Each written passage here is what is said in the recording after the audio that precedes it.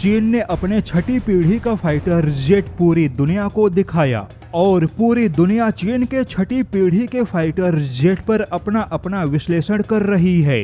इसके अलावा चीन हाइपरसोनिक गति से उड़ान भरने वाला विमान भी बना रहा है और चीन के ऐसे क्षमताओं को लेकर हमारे वायुसेना प्रमुख ने जो कहा वह काफी चौंकाने वाला था। सबसे पहले तो चीन के पास बजट की कोई कमी नहीं और R&D पर चीन सबसे ज्यादा पैसे खर्च कर रहा है। चीन किसी भी हाल में दुनिया की सबसे बड़ी वायुसेना बनाना चाहता है। भारत के अंदर जहां कितने सालों से 114 फाइटर जेट के खरीदारी का सौदा अटका हुआ है, भारत में जहां 2-4 स्क्वाड्रन फाइटर जेट के खरीदारी पर विचार किया जा रहा है, लेकिन हमारा पड़ोसी दुश्मन चाइना 100-200 फाइटर जेट के सोच से काफी आगे निकल गया, क्योंकि चीन के अंदर तो 5वीं पीढ़ी के 500 से 1000 फाइटर जेट की चर्चा हो रही है।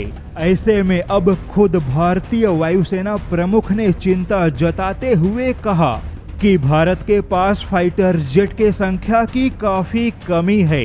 भारत के फाइटर जेट के स्क्वाड्रन की संख्या 28 से नीचे जा सकती है, जो कि गंभीर चिंता का विषय होगा। वायुसेना प्रमुख ने बहुत ही स्पष्ट शब्दों में कहा कि अब भारत को किसी भी असफलताओं से घबराना नहीं चाहिए।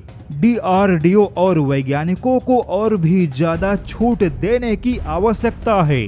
वायुसेना प्रमुख के मुताबिक अगर किसी तकनीक का विकास सही समय पर नहीं होता तो फिर उस तकनीक का कोई फायदा नहीं रह जाता, यानी कि समय पर तकनीक का विकास होना आवश्यक है। वायुसेना प्रमुख ने कहा कि अब प्राइवेट कंपनियों के भागीदारी को और ज्यादा बढ़ाना होगा। केवल हिंदुस्तान एरोनॉटिक्स लिमिटेड के भरोसे भारत अपने फाइटर जेट के लक्ष्य को समय पर हासिल नहीं कर पाएगा। टाटा, L&T, महिंद्रा, गोदरेज एरोस्पेस जैसी कंपनियों को हिंदुस्तान एरोनॉटिक्स लिमिटेड के साथ मिलकर काम करना होगा। चीन ने छठी पीढ़ी का फाइटर जेट उड़ाया, जबकि भारत के तेजस फाइटर जेट की परियोजना भी समय से काफी पीछे है। भारत ने भले ही तेजस Mk2 के लगभग 200 फाइटर जेट को शामिल करने का लक्ष्य रखा है, लेकिन तेजस Mk2 के इंजन को लेकर भी भविष्य में समस्या पैदा होगी। ऐसे में वायुसेना प्रमुख ने बहुत ही जोर देकर कहा कि फाइटर जेट के रिसर्च और विकास में भारत को अपना बजट बढ़ाना होगा, क्योंकि निश्चित या सीमित बजट में फाइटर जेट के जनरेशन के अंतर को पाटना मुश्किल है। भारत इतिहास में तकनीकी विकास को लेकर बहुत ही ज्यादा समय बर्बाद कर चुका है, लेकिन अब बर्बाद हुए समय की भरपाई करनी है तो भारत को अपनी रफ्तार को तेजी से बढ़ाना होगा।